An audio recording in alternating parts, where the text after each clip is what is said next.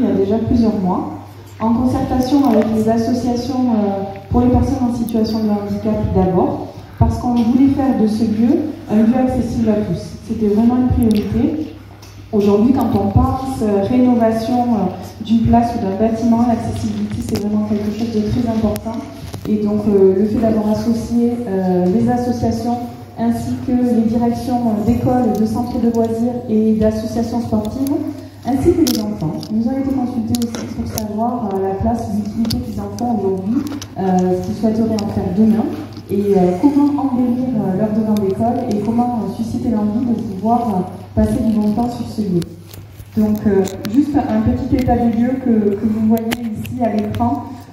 Pour rappel, on est sur une zone pavillonnaire sur le secteur nord de Tarbes, desservie par deux axes routiers, à savoir la rue de Persienia et la rue des Tamaris. Au niveau des usages du site, comme je vous le disais en préalable, donc il y a des présences d'enfants par les écoles et les centres de loisirs. Il y a également les riverains qui s'y promènent et qui passent des moments, je pense aux bouddhistes qui ont une activité fétiche sur la place. Également la zone de stationnement pour les écoles, le gymnase et également les personnes qui habitent à proximité, sans oublier le gymnase et le stade de foot qui est largement utilisé.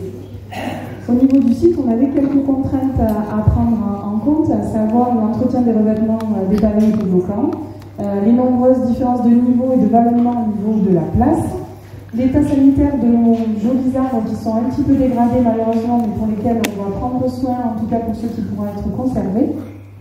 Et ensuite, les nombreuses déjections canines dont la place malheureusement subit ces petits désagréments.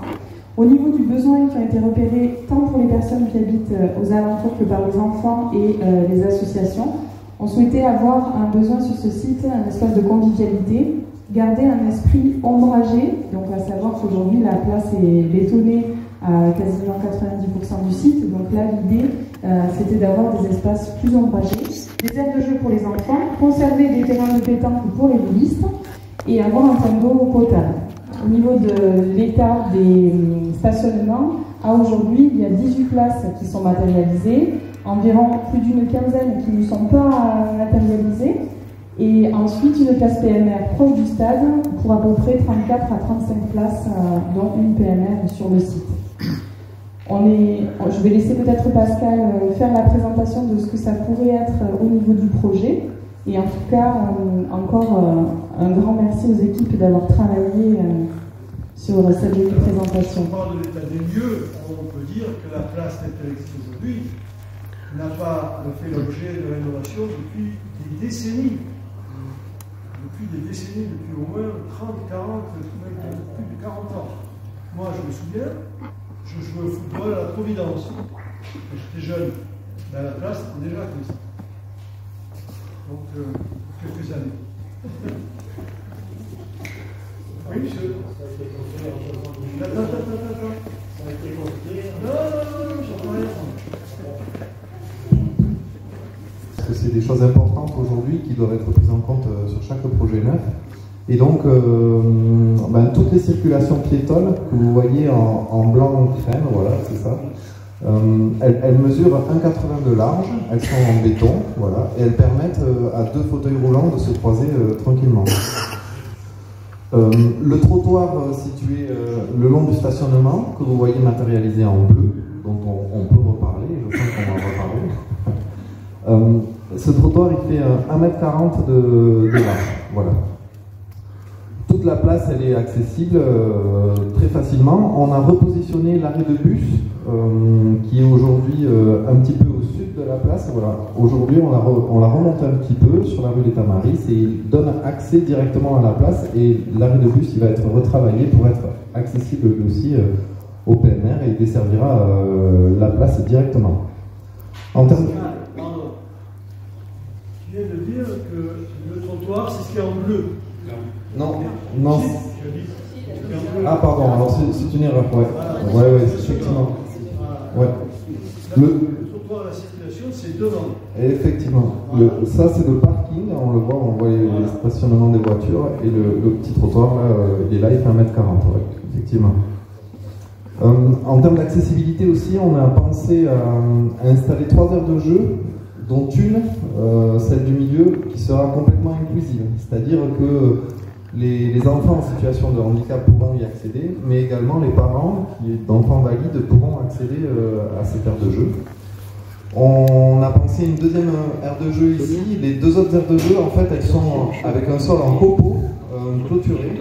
Voilà, parce que l'idée du projet, quand même, l'idée génératrice du projet, c'est de travailler sur la renaturalisation du site, de travailler sur la désimperméabilisation et sur les infiltrations des eaux de pluie.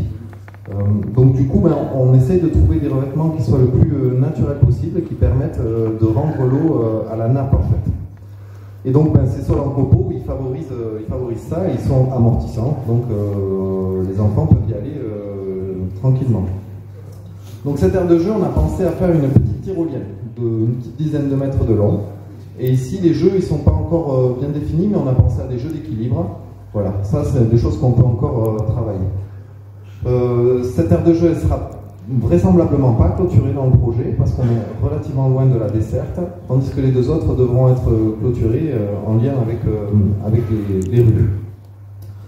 Si je vous parle un peu du végétal, puisque vous voyez que c'est très vert, en fait, on a installé un boisement, voilà, un boisement qui est pensé avec une vocation pédagogique. C'est un boisement de 1000 m² sur une place qui fait 7500 m² et pour lequel on pense implanter 800 à 900 arbres. Donc c'est beaucoup, c'est planté très serré, mais on pense installer des plants forestiers, donc des petits arbres, et au milieu de ces petits arbres, planter bien évidemment quelques sujets de force plus vigoureuses, tout en conservant quelques individus qui seraient conservés, et donc pour donner du volume.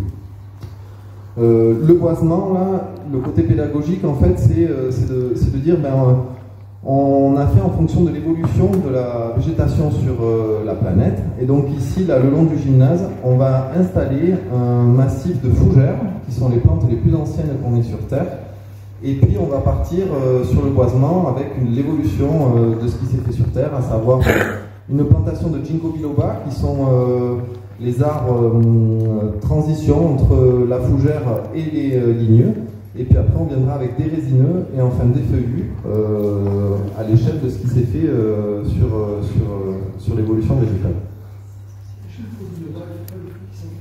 Alors oui, on en a parlé, ouais, c'est ça. C'est une précision très importante, effectivement. Les ginkgo biloba, ce sont des arbres dioïques. Donc dioïque de maison, le mâle et la femelle sur deux arbres différents. Et effectivement, les femelles produisent des fruits qui sont très malodorants. Maintenant, ils ont créé des arbres stériles qui ne produisent pas de fruits. Voilà. Donc on est certain de pouvoir installer. Oui, vous avez raison, parce qu'effectivement, c'est vraiment très très nauséabond.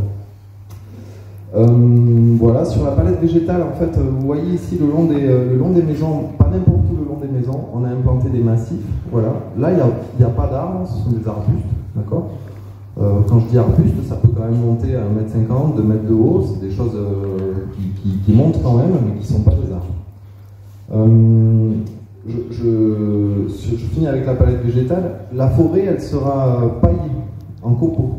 Voilà, avec une toile de géotextile en chambre naturelle dessous, voilà, pour permettre en fait un entretien moins fréquent dans les premières années. Après, on n'est pas fou, ça va durer 1 ou 2 ans, 2 ans normalement, où on aura un peu moins d'entretien à faire dans la plantation très dense. Pourquoi? Parce que les plants forestiers vont avoir besoin de se développer un petit peu pour prendre le dessus sur la strate herbacée. Et donc, on ralentit la strate herbacée avec ces copeaux.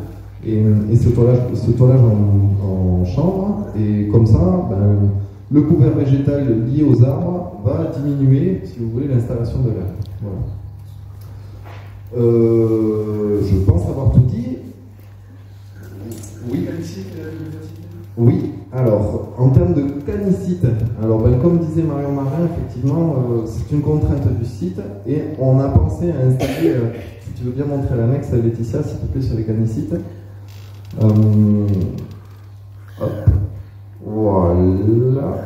Voilà, on a pensé à installer des canicites en clôture souple comme ça, avec des copeaux discrets au milieu du boisement pour pouvoir permettre en fait aux chiens de venir faire leurs besoins et aux maîtres de venir là. Je rappelle au passage que les déjections canines, c'est un vrai fléau pour les services et pour la collectivité, pour tout le monde d'ailleurs, hein, et que c'est répréhensible si on ne ramasse pas les déjections canines d'une amende si on se fait attraper.